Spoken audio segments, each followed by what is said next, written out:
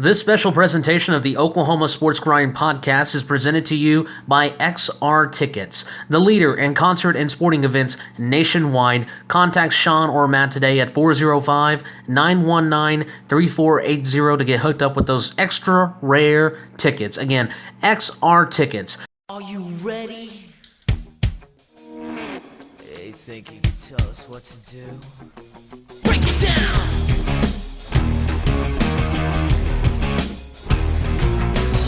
Degenerate into something fool.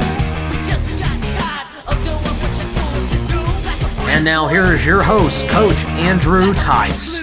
Good afternoon, ladies and gentlemen, and it is Monday, October 26, 2015, and you're listening live right now to a special edition of the Oklahoma Sports Grind podcast. My name is Coach Andrew Theiss, and today we're going to talk about mock playoff reviews for both Class 6A1 and Class 6A2. You know, we're just a few weeks from the high school football season being over, but you know what happens after that? High school football playoffs will begin. And I've received a lot of messages about who my teams will be in the Class 6A playoffs. And after a little bit of research in each 6A division, I have decided to kind of put together a mock playoff prediction for both 6A1 and 6A2.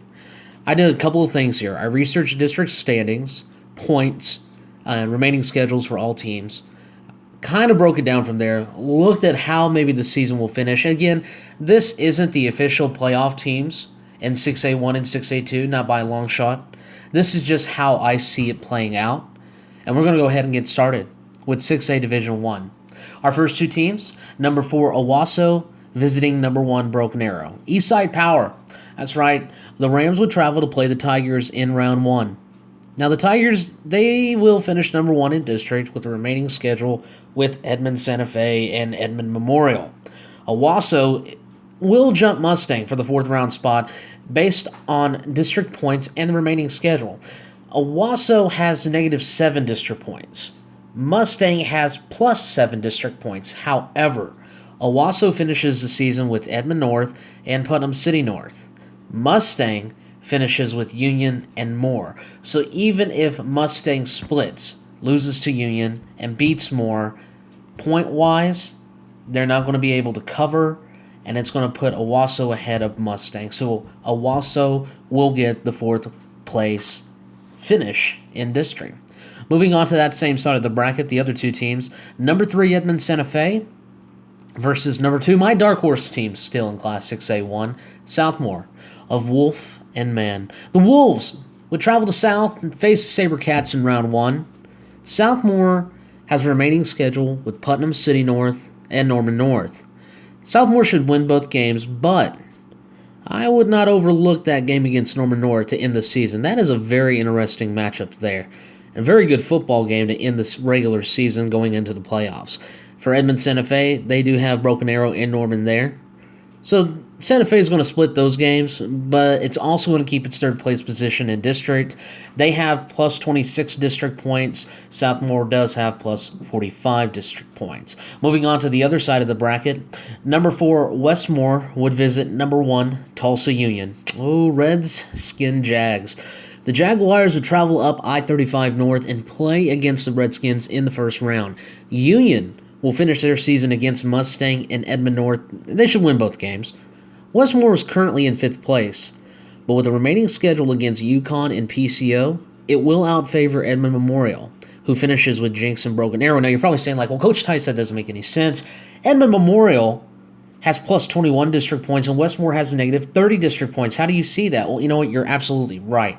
Edmond Memorial right now is favored to take the 4th spot, but here's why I'm saying Westmore takes that. Westmore plays a very favored schedule, Yukon and PCO, who they should both beat. Okay, that's going to take their -30 points and dwindle that. Edmond Memorial plays Jinx and Broken Arrow. You can go ahead and count them -30 there. Edmond Memorial is going to lose their district points, and Westmore is going to jump Edmond Memorial, in my opinion, based on the points. Now, it depends. Can Westmore put up plus 15 and plus 15 against UConn and PCO. If they do, that will cancel them out at 0 district points. If Edmond Memorial loses to both Jinx and Broken Arrow by 15 or more points, that's going to put them in the negatives, and that's why Westmore will jump Edmond Memorial for the 4th place spot. And our last teams on this side of the bracket is going to be Norman North, number 3, Norman North, traveling to take on number 2, Jinx. Oh, don't jinx us. But the Timberwolves would travel to face the Trojans at Hunter Dwelly Stadium. Jinx will finish the season against Edmond Memorial, and UConn definitely should win both games, unless something terrible just happens. The Timberwolves will face Moore and Southmore in split games, but again, the Norman North and Southmore game is a very intriguing matchup to end the season, to say the least. However, the split will not hurt Norman North district place-wise unless Mustang pulls off the inevitable and wins the regular season. Now, here's something to note, folks. Based on, again, this is just my opinion and how I see 6A1 playing out, based on district standings, and if the rest of the season plays out the way that I see it, Union and Jinx would be on the same side of the bracket and will more than likely face each other in the 6A1 semifinals. What does that mean? Easy. They won't see each other in a state championship game. The potential could set up Union and Jinx playing the winner of Broken Arrow and Southmore. If both teams make the semifinals as well, as long as they take care of business on their side of the bracket. 6A1 is going to be very intriguing, to say the least, especially in that week 2 of the semifinals. It could be Broken Arrow versus Southmore, Union versus Jinx. We could have a Southmore Jinx, Union Broken Arrow, Union Southmore Jinx Broken Arrow matchup in the state championship. Now for the pick. There are 4 teams in 6A1 that have the potential to win the state championship. Southmore is still my dark horse, as they were at the beginning of the season. However, until someone actually does it in a state championship game, the gold ball is going to stay with one of the beasts from the East. Now, I would say Jinx wins the state championship, but do not sleep on the Sabercats, or the Tigers, or the Redskins. And again, your Class 6A Division I playoff teams. Owasso visiting Broken Arrow. Edmond FA visiting Southmore. Westmore visiting Tulsa Union. And Norman North visiting Jinx in the first round of the Oklahoma 6A Division I high school football playoffs.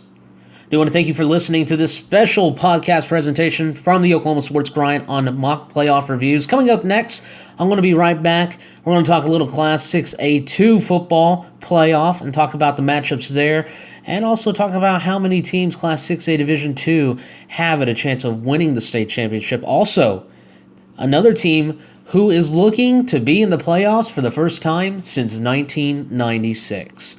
That's coming back up here. Again, I do want to thank you for listening to the Class 6A1 mock playoff review here at the Oklahoma Sports Grind.